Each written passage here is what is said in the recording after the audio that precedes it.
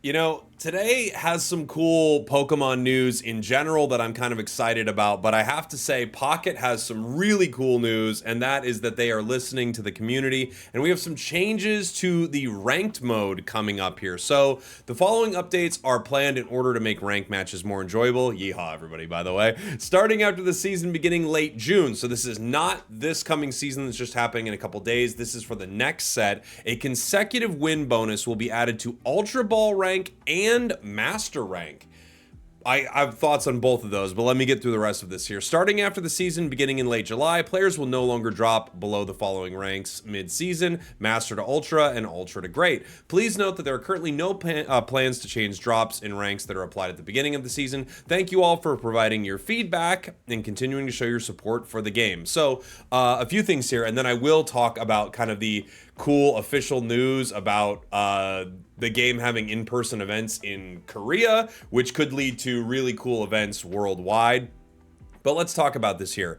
First off, this is not this current season, it's the next season. Could be interesting because that could also indicate that we have more changes coming around then. I know they're going to be prepping as much as they can for, you know, their anniversary events, whatever that's going to be, as the game gets closer to its launch later this year, closer to its launch anniversary later this year, I should say. But this is interesting. So we're seeing some changes where a consecutive win bonus will be added to Ultra and Master Ball. For Ultra rank, I think this is without question. Yes, absolutely yes. And the reason I've said this for so long is because if you have a rank system in Pocket the way they do, where a negative win rate, sorry, negative's not the right word, a sub 50% win rate, so you win less than half your matches, can make it to Master rank just if you play enough. I don't see a reason why in Ultra you would disincentivize people from their grind. You would just, if you create a system in place that is in place now that allows you to climb regardless of having a positive over 50% win rate, then I think making people drop down from Ultra makes no sense, and getting rid of win rate streaks makes no sense. Master Ball having a consecutive win bonus is actually pretty wild.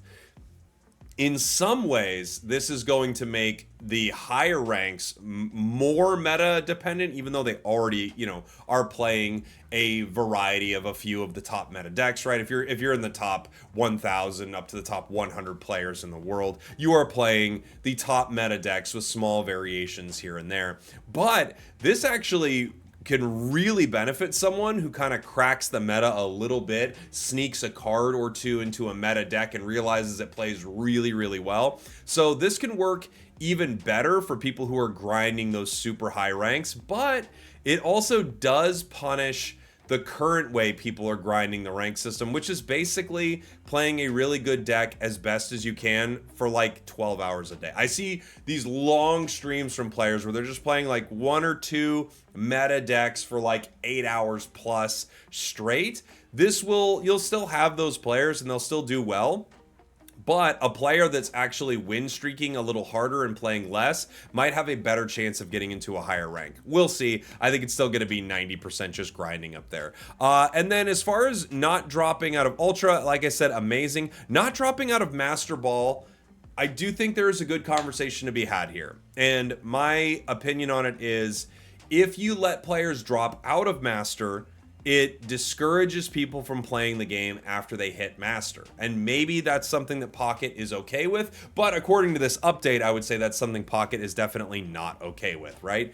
If you have players that hit Master and decide to stop playing your game, I do think from Pocket's perspective, that's probably not ideal. And the current system, I think, heavily punishes players once they hit either Ultra 1 or right at the bottom of Master rank, if they don't have a lot of time to continue pushing and continue grinding, right? Because we've all played ranked where you could have 5 great games in a row, and then you have 5 bad games in a row, and it wasn't your deck, it wasn't how you were playing, you just never pulled the professor's research, your opponents rare candied exactly when they needed it every single time. That is the nature of this game. I made another longer video talking about how I feel like playing Pocket is like playing hands of poker, where sometimes you just don't get the cards and other times you do, and then there are some times where it's a lot closer and there's more strategy and skill involved. When you have enough games where you just don't get the cards and your opponents do get the cards or vice versa, one of those two players could be punished and drop out of Master or drop out of Ultra. So I actually think this is better. You will see more varied decks once people get to Master, and I think it will encourage experimentation more. However, once you get to Master and you can't drop down, you will see players drop all the way to like whatever the bottom of like maybe 0 points in Master. So you will see players continue to drop in that Master rank, the Master Ball rank, but you will hopefully see more interesting decks, and you will give less players the reason to hop off the game. I don't think this will affect the top end really at all. I think they're still going to have the same grinding kind of experience that they've had previously. You're playing a meta deck all day, and you know, you're getting as much as you can over a 50% win rate so that you can keep gaining points and keep pushing in rank. I do think for just about every other player, this is a win. I really don't see this as anything other than a win. Again, unless they wanted to change the ranking system where you could not make it to Master Ball with below a 50% win rate. If they ever wanted to change that and make that rank more exclusive, then I think not having these things makes sense. But in their current form, I don't think there's any reason to not do this. I'm so glad that Pocket did it. I think it's a no-brainer, and I think it's great for the game. I wish it was happening this season, because it is one of the things that discourages, I think, a lot of players from taking a deck they really like into ranked. They were like, well, I could take a deck I really like, or I could play, you know, Meowscarada Decidueye, because I know that Meowscarada Decidueye is doing well right now. Now, on to that other tournament that I wanted to talk about here. I just thought this was really cool. So there is going to be an in-person tournament for Pocket in the Pokemon card games. They have the Korea League 2025, the Switch game Pokemon Trainers Club Final, and the mobile game Pokemon Pocket event matches in Korea, which I just think is very cool. And anything like this, especially that has Pocket kind of front and center, I guess not literally front and center, it's like top and left in their art, but you know, it's got like Oricorio and, you know, Tapu Koko and stuff. I think this thing has a lot of Pocket influence on it.